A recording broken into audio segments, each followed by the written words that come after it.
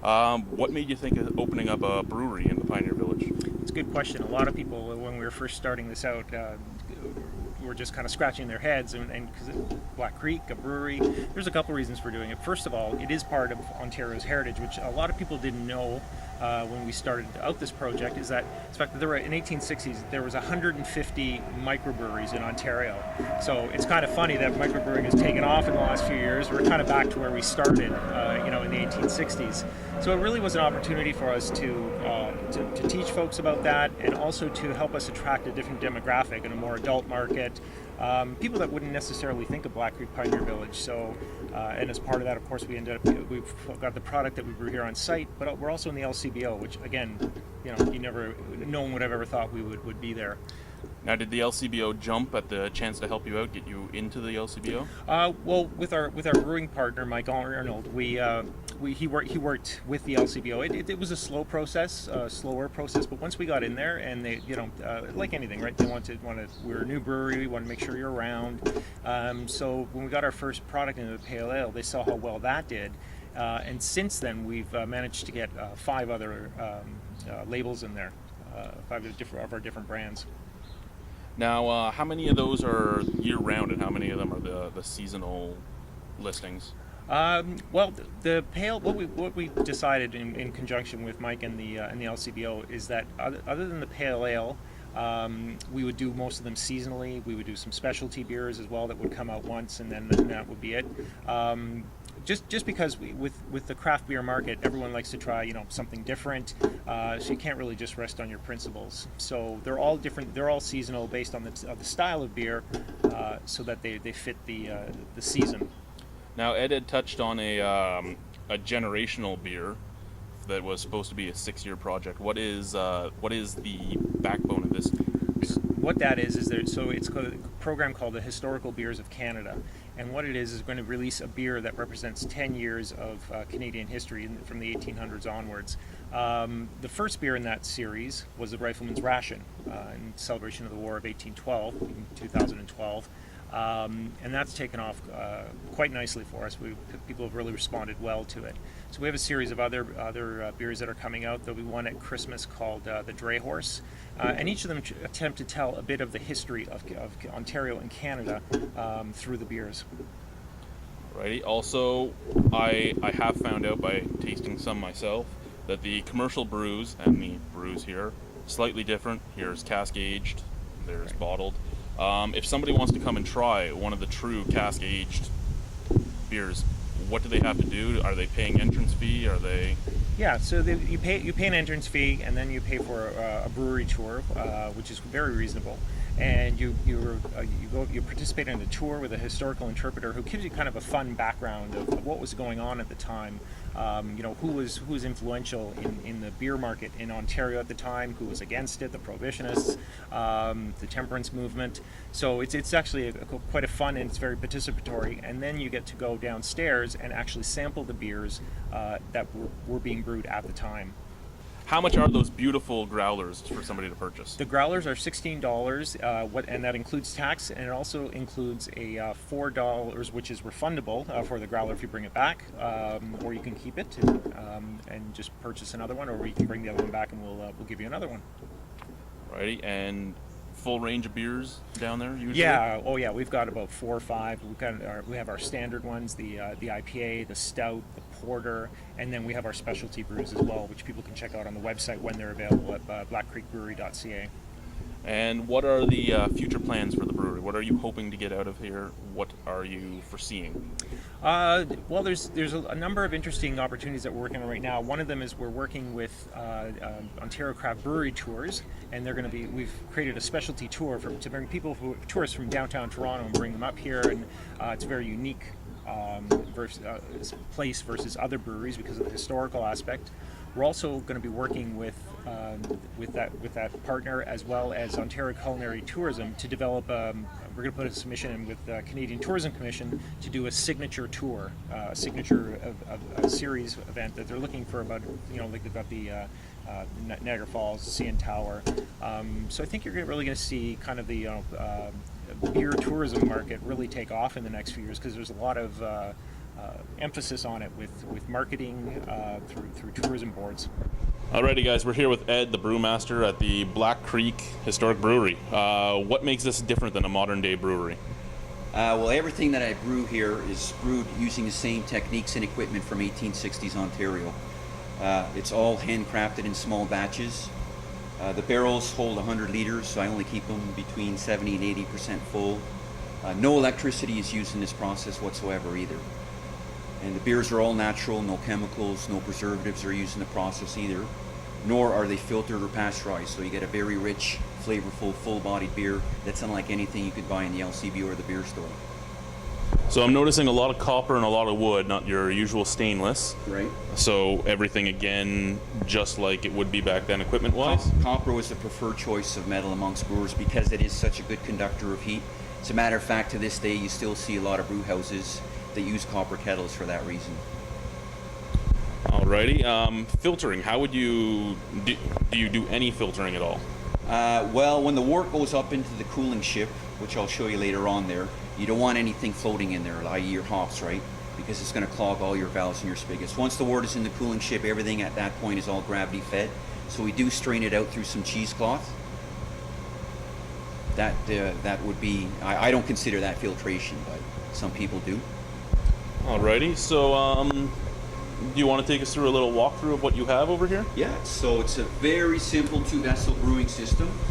To my right over here, we have our kettle. Just to the left of that is a mash tun. Again, they're both made of copper. Copper was a preferred choice of metal because it is such a good conductor of heat. Because it is such a good conductor of heat, it also radiates heat out. Hence the oak skirt on the mash tun. That's basically 19th century insulation. You want to keep everything toasty warm when you're mashing. Behind me, on the very top, we have our cooling ship. Cooling ship is nothing more than a big copper bath if you take a look at it from underneath. And the whole principle behind a cooling ship is you're taking a boiling hot liquid, you spread it really thin, you increase the surface area, let it cool naturally, because they did not have refrigeration in this time period.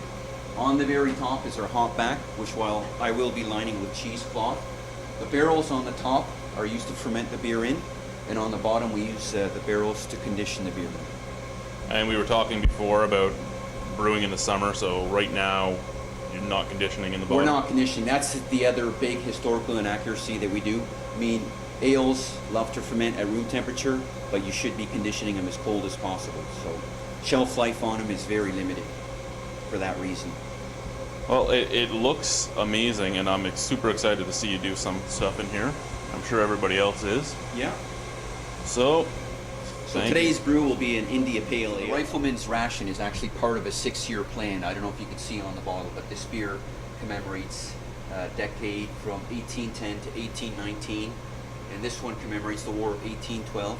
A lot of people don't know this, but in the 19th century, if you're a soldier for the English Empire, you got 5 to 6 pints of beer each and every single day. That was part of your pay, hence the name Rifleman's Ration. The next beer, which will be coming out probably October, November, will be called a Dray Horse Ale, and it's going to commemorate the dredging of all the canals in Ontario. That's going to commemorate the decade of 1820 to 1829. So look for a specialty beer for the next, hopefully 6 years coming out of the LCBO. That's awesome. Yeah, I'm really excited about that as well too. We're going to talk about the 1 Mile beer. It's something special here, so can you explain the 1 Mile beer for us? Sure. Well, last year was our first year brewing the 1 Mile beer, and basically what we did was we grew our own barley and hops here on site, and we did everything here on site except for the malting of the barley, which we had to do off site when we came back. But other than that, everything was done on site using no electricity. So we ended up brewing a 35 growler batch that was snapped up very quickly. And part of the reason for doing it is, to remind people that one, beer is an agricultural product, that some people don't seem to make that connection, and it's really very much in keeping with our message here at Black Creek Pioneer Village and the Toronto Region Conservation Authority about local sustainable diets. And back in the time that this village would be based on, that's how a lot of breweries would be doing it, correct? Absolutely. All Absolutely. very close to home? Yeah, I mean, you would, whatever you would find, like for example, this year as part of our special events, we brew a specialty beer for each event. So, for example, with Canada Day, we brew a maple beer, right? So you got maple syrup, which would have been plentiful around that time. They were very resourceful. They would basically what they had on nearby, and they would put it into the brews. We did a spruce beer, and at Halloween we're doing a pumpkin beer. Yeah, about that as well. I did see the list. I've posted it a few different places for some exposure to it. But what is this specialty beer a month?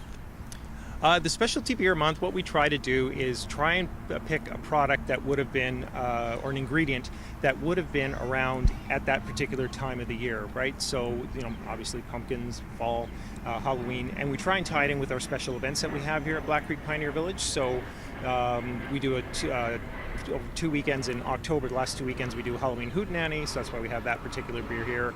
And they do seem to sell really well, and it's something different. Again, just teaching people about the fact that, back in the 1860s, you would brew with what you had nearby. Yeah, and not always just the same things. Whatever was in season, whatever was plentiful. Absolutely. So this is our barley garden. This is the second year we've been doing it. We also have some additional barley that we grow up on our north property as well. Alrighty, and again, this would be for your 1 mile beer and anything else that tickles Ed's fancy, I'm guessing? Yep.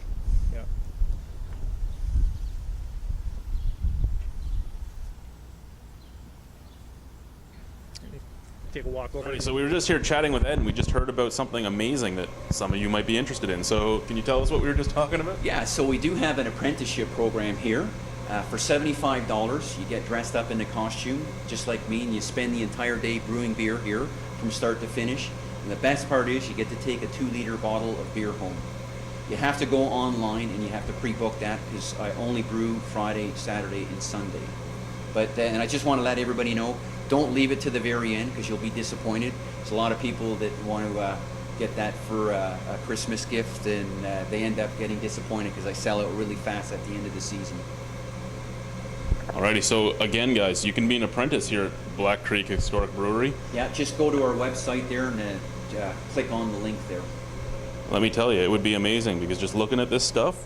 Okay, so we're here with Nick again, the hop field. Yes, so this is our hop garden, as you can see.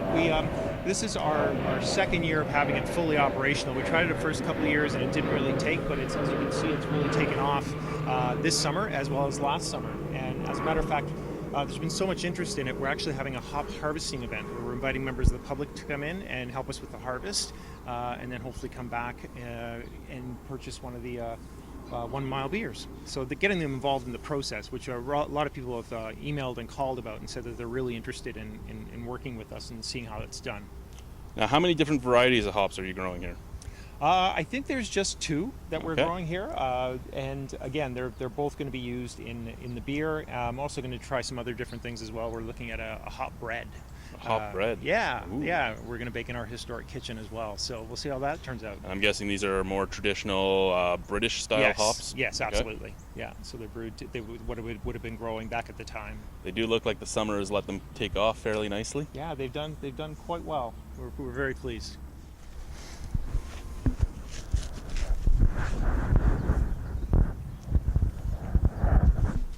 Well, I'm really hoping that this brewery here in this beautiful Pioneer Village will get more recognition, because it really does deserve it. I had no idea just how much went into brewing in that style. It was a great day so far, and I'm hoping all the best for you. Thank you so much. Thank you.